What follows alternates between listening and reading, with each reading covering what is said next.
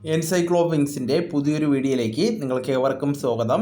ഈ വീഡിയോയിലൂടെ നിങ്ങളുമായി ഷെയർ ചെയ്യുന്നത് പുതിയ മാർപ്പാപ്പയുടെ ശമ്പള വിവരങ്ങളുമായി ബന്ധപ്പെടുത്തിയുള്ള വിശദാംശങ്ങളാണ് ഉൾപ്പെടുത്തിയിട്ടുള്ളത്. നമ്മുടെ വീഡിയോസ് ആദ്യമായി കാണുന്ന സുഹൃത്തുക്കളാണെങ്കിൽ ആദ്യമേ തന്നെ ചാനൽ ഒന്ന് സബ്സ്ക്രൈബ് ചെയ്യുക. അപ്പോൾ നമുക്ക് വിശദാംശങ്ങളിലേക്ക് കടക്കാം. ലിയോ 14 ഒരു മാസത്തെ ശമ്പളം എന്ന് പറയുന്നത് $33,000 ലഭിക്കുന്നത്. അതായത് ഏകദേശം 28 ലക്ഷം രൂപയോളം അടുപ്പിച്ച് വരുന്നതാണ്. US പ്രസിഡന്റിൻ്റെയും ഉന്നത സർവകലാശാല മേധാവികളുടെയും അതേ ശമ്പളമാണിത്. എന്നാൽ മാർപ്പാപ്പയ്ക്ക് മറ്റ് സവിശേഷ ആനുകൂല്യങ്ങളും ലഭിക്കുന്നതാണ്.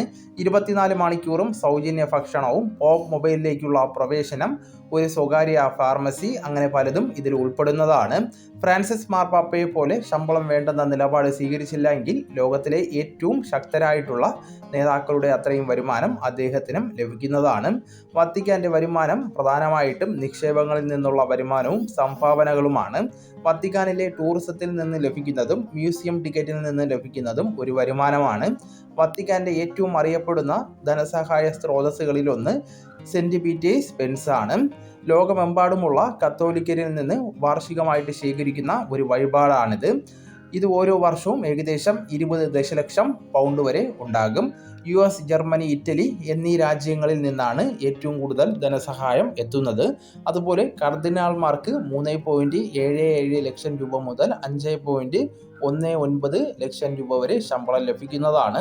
ബിഷപ്പുമാർക്ക് 2.83 ലക്ഷം രൂപ ശമ്പളമായിട്ട് ലഭിക്കുന്നതാണ്. റോമിലുള്ള വൈദികർക്ക് 1.13 ലക്ഷം രൂപയും ലഭിക്കുന്നുണ്ട്. അപ്പോൾ ഈ വിവരങ്ങൾ നിങ്ങളുടെ സുഹൃത്തുക്കളിലേക്കും മറ്റു ഗ്രൂപ്പുകളിലേക്കും നിങ്ങൾ ഷെയർ ചെയ്യുക. നമുക്ക് തുടർന്നും വിജ്ഞാനപരമായിട്ടുള്ള മറ്റു വീഡിയോസും ആനുകാലിക വിവരങ്ങളുമായിട്ട് വീണ്ടും കാണാം. അതുവരെ ഗുഡ് ബൈ.